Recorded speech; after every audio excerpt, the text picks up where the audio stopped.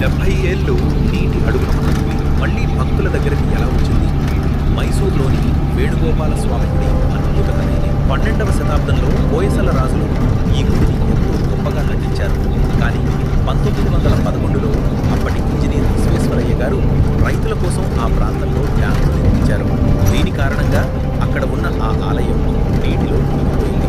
అయితే 2000 సంవత్సరంలో వచ్చిన కరువు కారణంగా ఈ ఆలయం మొత్తం బయటపడింది.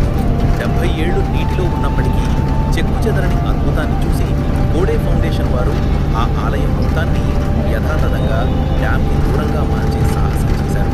దీనికోసం గుడిలోని ప్రతి రాయికి నంబర్ వేసి ఫోటోలు, వీడియోలు తీసుకున్నారు.